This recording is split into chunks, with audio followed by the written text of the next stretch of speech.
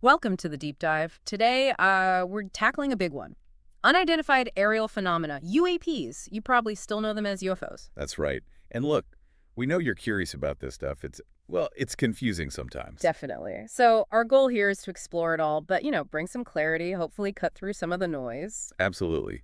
We've really dug into this great source material. It's a transcript from a National Geographic YouTube thing, a mega episode called UFOs Investigating the Unknown. Right. And this isn't just, like, random stories. No, not at all. It's packed with firsthand accounts. We're talking military pilots, government officials, researchers, people who've been involved for decades. It gives you this huge picture. Okay, so let's unpack this. Our mission, really, for this deep dive is to pull out the most significant insights, the really surprising facts from all that material. Yeah, to give you a clearer map, sort of the history, the key moments, and, the big questions that are still hanging out there about UAPs. So where do we even start? It spans so much time, so many viewpoints. Well, I think a good place to jump in is with some of those really well-documented early encounters, the ones that kind of nudge things towards official acknowledgement eventually. We'll take the USS Princeton. That one always comes up. Exactly. November 2004 off Southern California. That's a really compelling case. Radar operators started tracking these, well, objects apparently coming down from space. Right, descending rapidly. And then you've got Commander Dave Fravor's account actually seeing one. Yeah, seeing this thing. He described it, maneuvering like crazy right in front of his FA-18 and then poof, just gone. Vanished. Hard to wrap your head around. And his wingman, Lieutenant Commander Alex Dietrich, her reaction was just... What the bleep is that? Yeah. I mean, that says it all, doesn't it? It really does. These are experienced Navy pilots, right? And they're seeing something totally outside their frame of reference. Completely defied their training, their understanding of physics, aerodynamics, everything. And the thing is, these kinds of sightings, they weren't just happening in 2004. The source material, through Leslie Kean, points out pilots have been seeing this stuff for decades. Oh, yeah. Way back, the 40s, 50s, 60s. It's got this really long, often hidden history. It wasn't just some new thing that popped up recently. Not at all. And this long history, often involving, very credible people, military folks, it eventually led to some level of official acknowledgement. Like Senator Harry Reid, his statement in the material is pretty blunt. Super direct. He basically says, look, these unidentified phenomena, these objects, they exist, full stop. And coming from a senior senator, someone involved in funding secret programs, that's significant. It really is. It signaled maybe a potential crack in that wall of just denial or dismissal that had been the official stance for so long. But getting that acknowledgement wasn't easy, was it? Because for years, reporting this stuff... Well, it wasn't exactly encouraged. No, definitely not. There was a real stigma. Jeff Kripal talks about this historical policy of, basically shaming witnesses, making them feel foolish. And Frank Manor mentions it too. People thought you were a nut, Mm-hmm. If you reported seeing something strange, that fear of ridicule must have kept so many quiet. Oh, for sure. Imagine being a pilot, a professional. Your career depends on being seen as rational, reliable. You wouldn't want to risk it by talking about something unbelievable. That has to be a huge reason why maybe the data is so patchy. Exactly. But things have started to shift, potentially. Michio Kaku brings this up in the source, this idea of the burden of proof changing. How so? Well, historically, it was on the witness, right? You saw something weird, you had to prove it was real. Now the conversation's leaning more towards, maybe the government needs to show these things aren't something unusual, maybe even not from here. So moving past just saying, oh, it was weather, or you misidentified a plane. That's the shift. And Luis Elizondo, who becomes this really central figure, he hammers this point home. It's not about little green men, he says. Right, get away from the pop culture stuff. Exactly. Focus on the facts. Real, physical objects, seen in controlled airspace, by military personnel, doing things we can't explain with known physics or tech. And the national security angle keeps coming up. Marco Rubio, Christopher Mellon, they both talk about vulnerability. Yeah, Mellon puts it plainly. Anything in our airspace that isn't supposed to be there, that's a threat, period. Whether it's adversary tech or something else. Right. That concern, what are these things and could they be hostile, that becomes a major driver for finally looking into it more seriously. Which leads us nicely into ATIP, the Advanced Aerospace Threat Identification Program. The timeline's interesting there. So the government officially kind of shuts down UFO investigations in the early 70s, right? Project Blue Book ends, then quiet. A long quiet period. Officially, anyway. 2008. Then, somewhat quietly, a tip gets started. And Luis Elizondo gets pulled in. He wasn't a UFO guy, was he? No, not at all. Career counterintelligence agent. His job was hunting spies, terrorists. He was brought in to lead this ATIP effort, specifically looking at these UAP encounters in military airspace. Using his counterintelligence methods, that's a different lens. Totally different. He approached it like tracking a potential threat. Very methodical, very serious, not, chasing lights in the sky for fun. And the information they used, it wasn't like civilian reports. No, this was Department of Defense, military assets, fighter pilot testimony, sensor data from advanced aircraft and ships, classified stuff. The public wasn't feeding into this specific program. And these pilots, the transcript keeps emphasizing their testimony. Highly trained people. Top 10 pilots, yeah. People operating billion-dollar equipment. And they're encountering objects they can't describe, can't explain, things that sometimes messed with their systems or seemed, dangerously close. That kind of testimony carries weight. It's not just a casual observation. Absolutely. When someone whose life depends on understanding what's in the sky says, I don't know what that was, but it wasn't ours, and it did XYZ, you listen. Which naturally brings us to the push for more transparency. Senator Kirsten Gillibrand, her concerns come through loud and clear in the material. Yeah, she was really concerned about how service members who reported this stuff were treated, basically denigrated, and the fact that there was no central place to even collect the data properly. It makes sense. If people fear ridicule or worse, damage to their careers, they're not going to report it. Yeah. And then you never get the full picture. You don't know the scope of the problem or the phenomenon. And then we circle back to Commander Fravor, his 2004 Tic Tac encounter. That description is so specific. It really is. Long, white, cylindrical, rounded ends. About 40 feet, no windows, no wings, no visible propulsion, just hanging there, then moving erratically. Above the water, yeah. And the way it mirrored his jet's movements, then just zipped off. Unbelievable acceleration. And then you have the FLIR footage, the infrared video captured by Commander Chad Underwood's jet later that day. Right, the thermal imaging, it shows something. It shows an object moving fast, no obvious heat plume like a normal engine would have. It corroborates something unusual was there, even if the video itself is debated. And Elizondo, running ATIP, he's gathering this kind of data, these reports. Yeah, he's getting frustrated, right? He feels this is serious stuff, potential national security implications, and he can't get the higher-ups like the Secretary of Defense to really engage with it. So he quits. He resigns, walks away from a long career. He felt it was his duty, based on his oath, to get this information out there somehow, outside the system. He saw it as a potential threat being ignored. That's a huge step. And that's when Leslie Kean comes back into the picture. Exactly. The investigative journalist. She meets Elizondo after he resigns. And she already had this background, remember? She knew about the French Cometa report. Oh, right. The French military study that suggested the extraterrestrial hypothesis was plausible for some cases. Yeah, a serious report from a NATO ally. So Kean was already thinking along lines of needing serious, evidence-based investigation, not just dismissal. So Elizondo, Kean, they team up with Helene Cooper at the New York Times. And boom, December 2017. That article drops. The one revealing ATIP, featuring the footage, Fravor's story, and Harry Reid confirming he pushed for the funding. That was the bombshell, really. The New York Times, front page. Suddenly, it wasn't just UFO forums online, it was mainstream. Reid's confirmation gave it huge legitimacy. The source calls the reaction a firestorm. Oh, it absolutely was. Ignited massive public interest. Media coverage went wild. It really started to shift the conversation, moving UAPs out of the fringe territory. Making it okay to talk about it more seriously. Yeah, it began chipping away at that stigma we talked about. But, of course, more attention means more skepticism, too. People like Neil deGrasse Tyson raising points about, the physics of interstellar travel, the need for really solid evidence. And that's fair. Those are valid scientific points that need to be considered. The transcript includes those perspectives. But Kean and Elizondo, their point seems to be less about proving aliens right now. And more about dealing with the unexplained data we do have. These objects, whatever they are real. They're being observed. They're exhibiting flight characteristics we can't account for.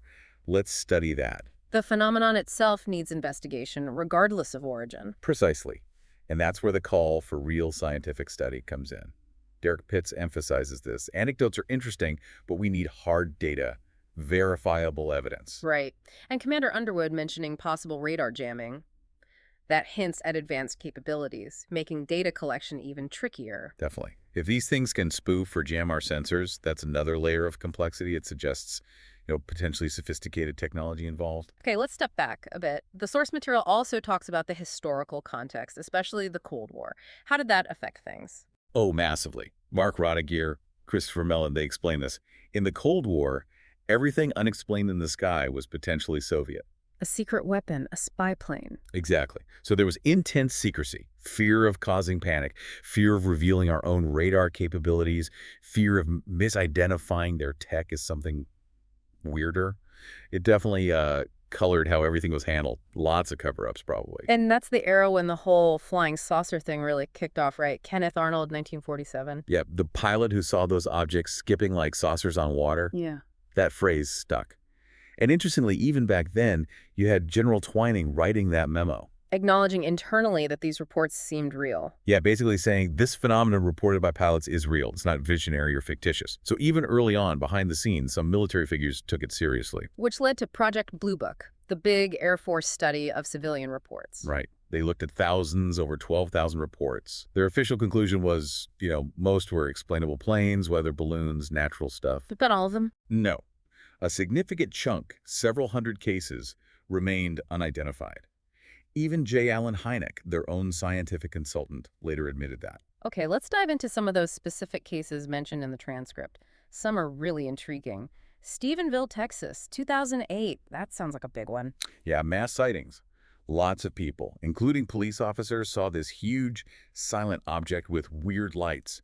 And military jets were apparently chasing it. And the Air Force initially said, Nothing to see here, no planes in the area. Then later they sort of backtracked, admitted some F-16s were training nearby, but didn't connect them to the sighting. which just fueled more questions. Exactly. Made people even more suspicious. Journalists like Angelia Joyner and Sarah Vandenberg really dug into that one. Then there's the Michigan 66 incident, Dexter and Hillsdale, the swamp gas explanation. Oh, that's a classic. Multiple witnesses, including police, saw glowing objects near a swamp. The official Air Force explanation, by Hynek actually, was swamp gas. And people didn't buy it. Not for a second.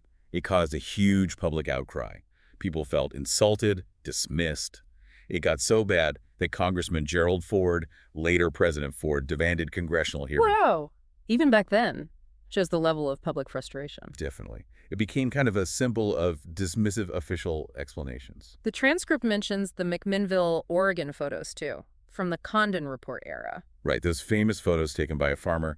The Condon Report, which was supposed to be the definitive UFO study in the late 60s, mostly dismissed things, but it did say the McMinnville photos were one of the few cases that seemed hard to explain conventionally, consistent with an extraordinary object. And then Moms from Air Force Base, Montana, 1967. This one sounds serious. Extremely serious. You have accounts from Air Force officers like Robert Salas and David Shindale.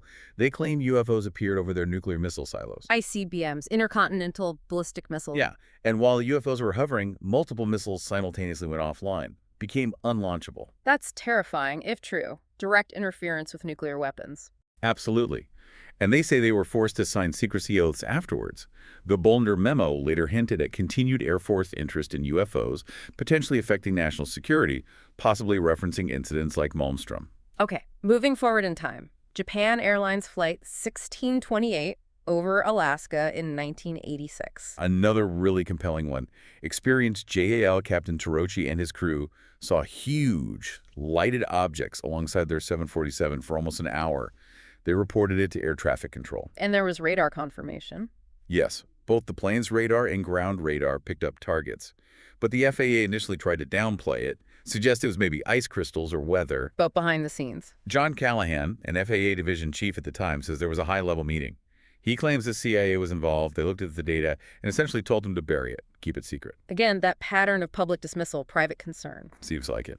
Then Phoenix Lights, 1997. That was huge, right? Massive. Hundreds, maybe thousands of people across Arizona saw this enormous V-shaped or boomerang-shaped craft moving silently over the city. Including the governor at the time. Fife Symington. He initially kind of mocked it at a press conference, had an aide dress up as an alien, but years later, he admitted he also saw the object and described it as otherworldly. Regretted his initial ridicule. That's quite a turnaround. What about the Tehran incident, 1976, Iran? Yeah, this involves the Iranian Air Force. Pilot Parvez Jafari was scrambled to intercept a bright, highly maneuverable object. He reported that as he tried to lock weapons on it. His control panel failed. Temporarily froze up. Weapon systems went offline. Another instance of apparent direct interaction or interference with military aircraft systems. These international cases are important too. It's not just a U.S. phenomenon. Absolutely. The transcript also briefly mentions a famous photo from Costa Rica taken by a government mapping plane. Some call it one of the best UFO photos ever. And O'Hare Airport, Chicago, 2006? Yeah, airline mechanics and personnel saw a dark gray, metallic, saucer-like object hovering over a gate. Then it suddenly shot straight up, punching a hole in the cloud cover. United initially denied it, then confirmed a report was filed. And Aguadilla, Puerto Rico, 2013. That sounds wild. U.S. Customs and Border Protection aircraft filmed this object using thermal imaging. It was flying low over the ground, then over the ocean, seemed to have no visible means of propulsion. No rotors, no wings. Right. And then the really weird part, it appears to enter the water, maybe even split into two objects underwater, and then exit. Whoa. And the Air Force reaction? According to Robert Powell, who analyzed the footage, the Air Force basically referred the report to a civilian UFO group, MUFONC, which is interesting. Yeah, seems like passing the buck, maybe. All these cases, they just pile up, don't they? They really do. Different times, different places, different types of witnesses, but recurring themes of unusual flight characteristics, sometimes interaction, and often official secrecy or dismissal. So let's talk about the ongoing efforts to understand all this. The transcript brings up J. Allen Hynek again. His evolution is fascinating. It really is. He started as the Air Force's hired skeptic for Project Blue Book, trying to debunk sightings. Right, Mr. Swamp Gas himself. Yeah. But over time, seeing the unexplained cases pile up, he changed his mind. He became convinced something real and unknown was happening. And wrote The UFO Experience. Exactly. A groundbreaking book that treated the subject seriously. And he even consulted on Spielberg's Close Encounters of the Third Kind. Which apparently used some real government info about UFOs and introduced those categories. Yeah, Close Encounters of the First Kind, sighting. Second kind, physical evidence. And third kind, occupants seen. Hynek's framework really helped legitimize studying the different types of reports. But besides individuals like Hynek, there are civilian groups still working on this, right? Definitely. MUFON, the Mutual UFO Network, is probably the best known, collecting reports from the public. And NARCAP, the National Aviation Reporting Center on Anomalous Phenomena. They focus specifically on pilots and aviation safety. Exactly. Dr. Richard Haynes, a former NASA scientist, founded it. They look at the potential risks these UAPs pose to aircraft, which makes the FAA's directive interesting. What direct? That FAA personnel should tell pilots or citizens reporting UFOs to contact these civilian groups, not the FAA itself. Again, suggesting maybe a lack of internal process or desire to handle it. Interesting. The transcript also mentions John Podesta. He's been pushing for transparency for years. Yeah, across multiple administrations he worked in. Yeah. A consistent advocate for releasing government files on UFOs.